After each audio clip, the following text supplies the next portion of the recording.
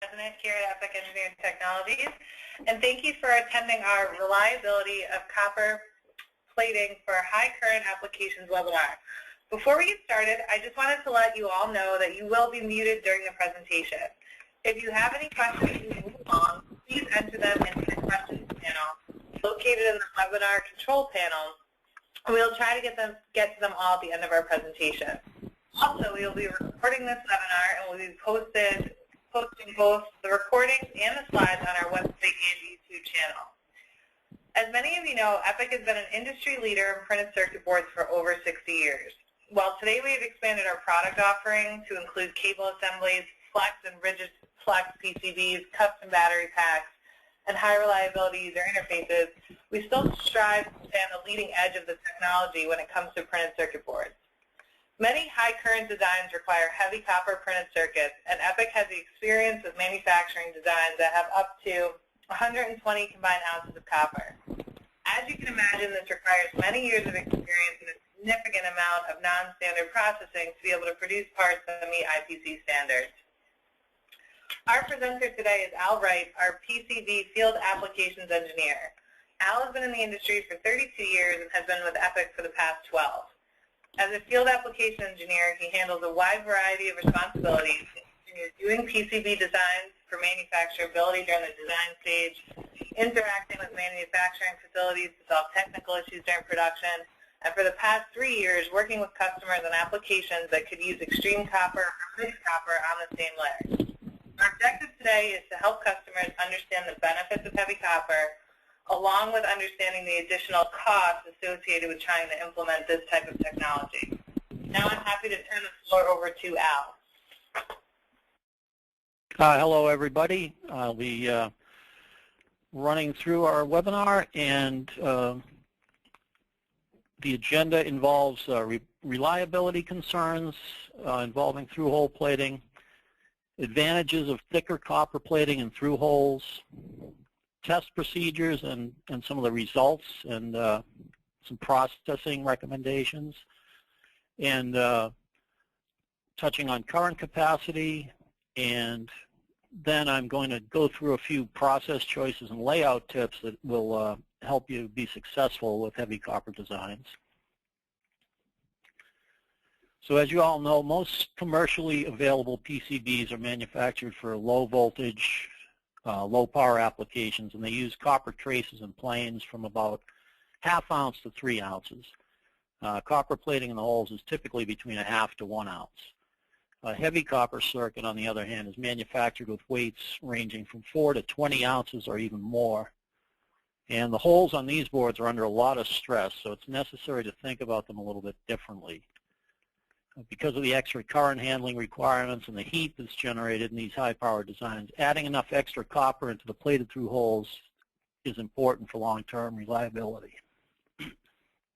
And that's an illustration of a cross-section of a heavy copper board, obviously. Extra copper in the barrel offers several advantages, including increased current carrying capacity, increased reliability under thermal strain, improved heat transfer to heat sinks, and increased mechanical strength in the Z-axis at connector sites and other plated through holes, which are used for mechanical attachment points within the assembly, such as this battery area. Now, an analysis with thermal cycle testing shows that FR4 boards will fail at about a rate of 32% after 8 thermal cycles. Failure is defined as an increase in resistance of 20% or more. Increased resistance through the plated through hole indicates the presence of thermal cracks, and there's a picture of various types of thermal cracks on the left. Most common defect in these heavy copper ones, in 1 ounce copper boards, is corner cracking, as illustrated on the right. That's caused by a difference in the coefficient of thermal expansion between the copper and the laminate. In other words, the material is expanding at a different rate from the copper, and after it's been back and forth a few times, you get a crack. One solution is to use exotic materials with CTE ratings that are more closely matched to that of the copper, and that can reduce the failure rate to as low as 3% for cyanide ester. But the cost of those materials can range from 5 times to 10 times the cost of FR4. Exotics are also more difficult to process in general, which makes them a less than ideal solution in cost-sensitive applications. So a much less costly approach is to instead increase the plated through hole copper plating thickness to 2 ounce nominal, about 0.0025 minimum. Published results indicate that with all factors remaining the same, this step alone will result in a reduction in failures to approximately 0.5% after 8 cycles. And the picture is clearly just the cross-section of a hole with 2 ounce copper plating in it. Now for heavier copper PCBs, the current requirements will generally be much greater than for conventional PCBs. It may be necessary to plate considerably more than 2 ounces of copper in order to meet these requirements. The best source for the calculations is IPC 2152, which is the most up-to-date industry spec for determining current carrying capacity. It includes recommendations and formulae for calculating the appropriate trace widths and hole diameters for your design. There are also, in your PCB CAD tools, there are generally thermal modeling capabilities. There are also standalone calculators available online. Some of those are free, and some of them you have to pay for. But when you choose one, try to choose a tool that's based on IPC 2152 as opposed to the one based on the earlier spec, which was 2221. That was a more general spec, and the calculations in 2152 are considered to be better. And this is a picture on the right of a typical online calculator where you just plug in some variables and then you hit submit and you get the reading in amps. Now another type of testing is interconnect stress testing, and the results of this suggest that using the following guidelines will improve results even more. A small hole's aspect ratio will increase as the hole closes down during the plating cycle. So if you can use larger vias for heavy copper plating, that's always a good thing. That keeps the solution flowing through the hole as the hole's getting smaller. Ideally, the finished hole size aspect ratio should remain below 8:1 throughout the cycle. So your board thickness to drill size should not exceed 8:1. Another idea you can use is to place multiple vias rather than one large hole when possible, and those multiple interconnections will contribute to the Z-axis stability. And of course, you can calculate the quantity of vias that you'll need in order to provide equivalent current handling and cooling to what you'd get with a larger hole. And that's what you see here, large hole here for insertion of device, and then some vias next to it, a pattern of 5 on each of those lands. We don't typically like to use hassle on heavy copper PCBs as the surface finish, primarily because the circuit features stand a lot higher than normal above the substrate. So the circuitry basically interferes with the air knives' effectiveness as they're trying to blow the solder off the surface of the board. ENIG is really the preferred surface finish for heavy copper. The CTE on that is similar to that of other elements in the via structure, such as the copper and the laminate. And just as an example, this PCB below uses 7 ounces of copper in the holes and obviously uses an ENIG surface finish. Okay, so one of the things you want to understand when you're designing plated through holes for heavy copper is that fabricators do adjust your design in order to make the board more manufacturable. The idea of that is to adjust them based on known process behavior. In other words, consistent plating figures and consistent etching figures.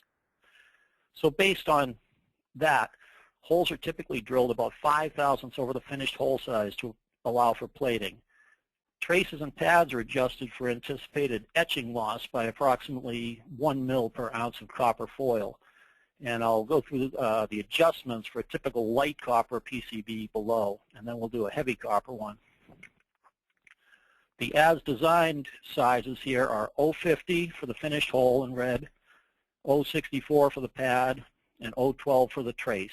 Those are fairly typical ratios. Now the fabricator will adjust the hole size by adding 5 thousandths. That'll actually be the drill size, the before plating drill size. So the plating will then close it down.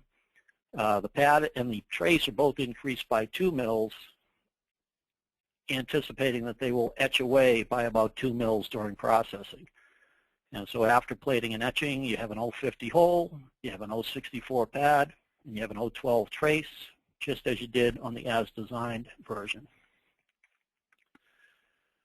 Now for heavy copper, the adjustments naturally need to be more extreme.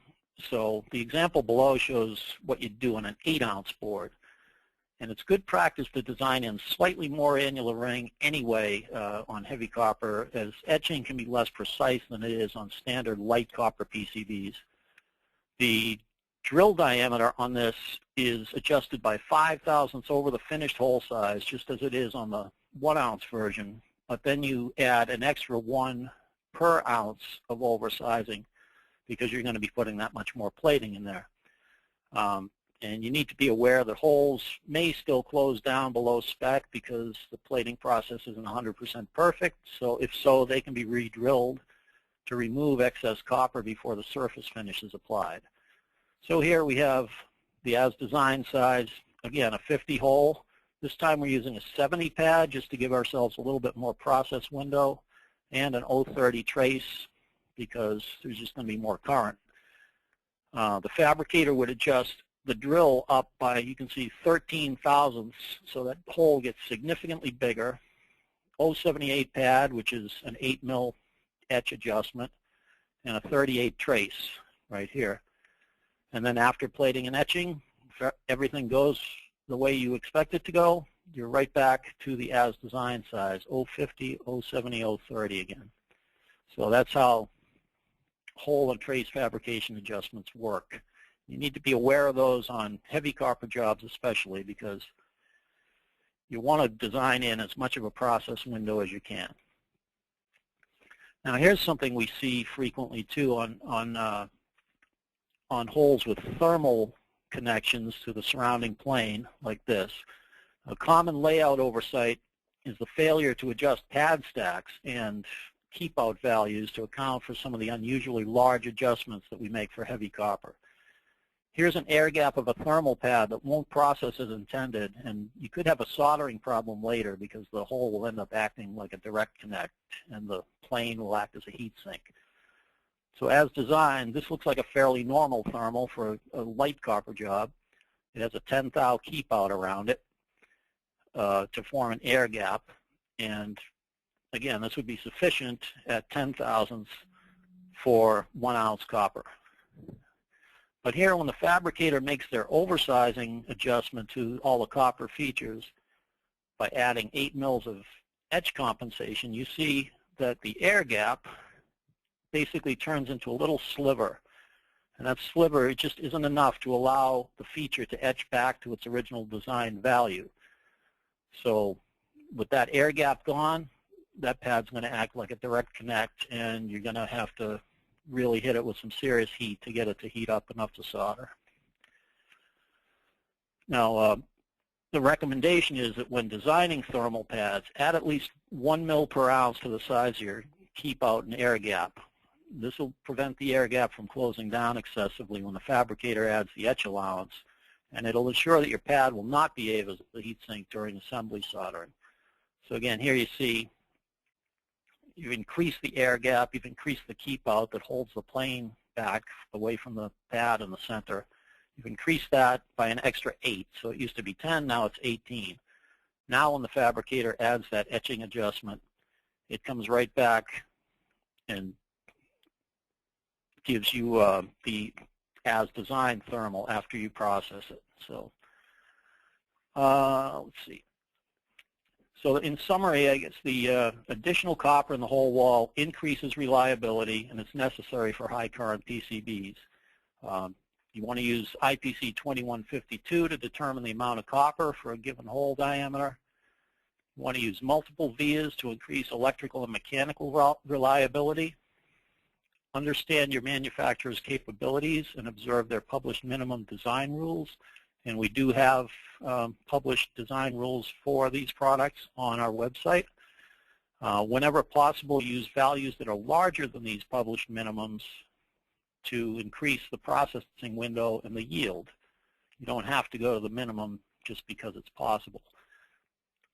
And discuss your design with your fabrication house ahead of time. Heavy copper PCBs present unique challenges. The fabrication house will often have ideas for improving the process sequence for more repeatable results. And lastly, we suggest you contact EPIC when you're in the design phase. Thank you very much, and go over to Kendall. Thank you, Al.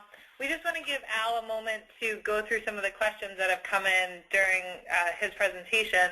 So while he's doing that, just as a reminder, as we started out talking about, while EPIC is an industry leader in rigid printed circuit board manufacturing, just an overview of our other products, which include custom battery packs, flex and rigid flex printed circuit boards, high reliability user interfaces, fans and motors, and build-to-print cable assemblies, in addition to our printed circuit board and our extreme copper circuit board business.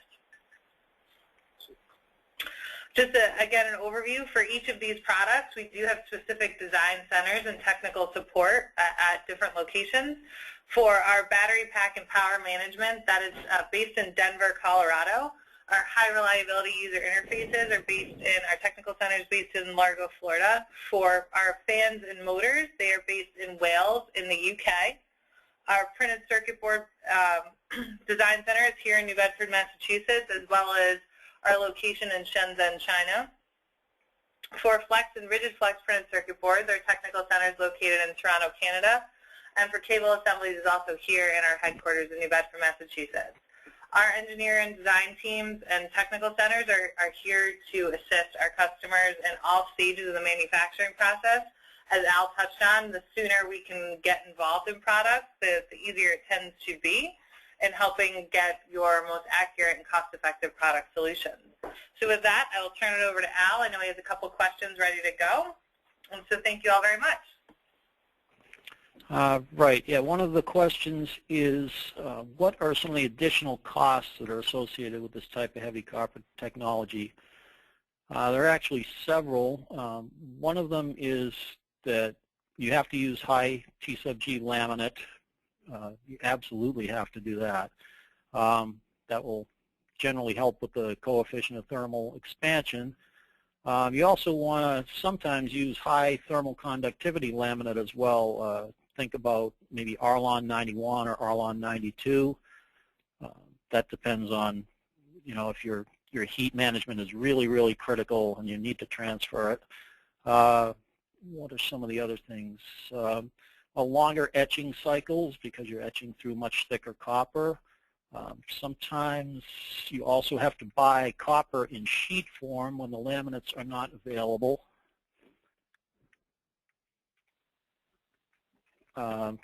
Let's see, what else do we have? And basically every process takes a little bit more time with heavy copper and a little bit more materials. So it's a bit of a slow process, but if you need the design to be that way, that's what you need to do. Let's see, this is kind of a related question. What are some of the non-standard processes involved with this, and does that affect cost? Well, yeah, again, there are several non-standard processes, and yes, they do affect cost. To plate the copper as high as it needs to go requires multiple applications of film resist. Typical boards, you just put one layer of film on there, and then you plate basically up to the same height as the film, and you're done. In this case, you have to do multiple layers of film, and that prevents the copper from mushrooming over the top. So that's definitely a cost adder. On internal etched areas of heavy copper, sometimes, especially on boards that need to be very planar, like coil boards, because there's such a drop-off in the height between the copper and the substrate, you might want to fill that with epoxy before you actually laminate a multi-layer together. And that's an extra lamination cycle and an extra cost. And then you planarize it. But the advantage of that is that you can stick a thinner layer of dielectric separation in between, because none of that dielectric will be absorbed by the gaps between the copper features. So it keeps everything nice and flat. Let's see. Oh, I mentioned in the presentation that sometimes the holes will overplate a little bit during processing. So they often require a second drill operation where you basically kiss off the top and the bottom of the hole before putting the surface finish on, and that extra drill operation just removes the excess copper and brings the hole back within its dimensional tolerance. Solder mask. Solder mask usually requires multiple applications on heavy copper because of the height of the trace sidewalls. So you need to put extra coats on there to make sure you're up to minimum spec. Multiple plating heights. If you have a board that uses our PowerLink technology, you really need to protect the lighter copper areas. Like if you had some surface mount areas, you would want to protect those with film resist and then plate the rest of the board where you need the heavy circuitry. So that's a tricky little process that adds some cost. And lastly, I guess, instead of plating on some extremely heavy copper boards, especially where the internal copper is very heavy, sometimes what we will end up doing is we'll use copper sheet rather than standard laminate products, because the copper sheet is available in a wide variety of very heavy thicknesses. And that copper sheet is then machined to form the circuitry, and the internal layers are routed out before processing and before lamination, and you drop the copper into those gaps, and then you laminate it in there, and that forms your heavy circuitry. That gets extremely expensive because you have machining costs, you have the cost of the copper, and then again you have multiple lamination cycles. Here's another question. Let me see. Oh, when can I expect a quote? This is another thing where these boards are so non-standard. It's really sometimes a long process to get a quote compared to a normal board. But I will say that a lot depends on how developed your documentation is at the beginning. You know, the more developed the documentation, the more we know what we're really looking at and what our costs are going to be, and the more we can get right into the cost factors and, you know, material selections and so forth. Some designs come to us in a very preliminary stage, and those sometimes require a conference call, and we always do a full engineering review before we actually quote it, because we really have to think about all the details. Every board like this is a little bit different and has different requirements, so it's necessary to custom quote them, and that can actually take up, you know, from a couple of days up to several days before we can really give you an accurate price. Sometimes people are looking for budgetary pricing on these things, but it's really important to get even a budgetary price pretty close to what it's going to be, because that can be the whole impetus for a project either going forward or not going forward. So you don't want to get the pricing too far off. And what else do we have? Oh, can I get a quick turn? For all of the reasons above, it's really not practical to do quick turns. We can be quicker on jobs that maybe use, like, say 6 layers of 6-ounce copper. We can be quicker on that if the thing's already designed. But when you get into the really exotic stuff, again, just getting a quote can take longer than delivering a quick turn in a lot of instances. So it's really not a technology that lends itself well to quick turns. My advice would be plan ahead and you know, talk to us as early in the process as you can.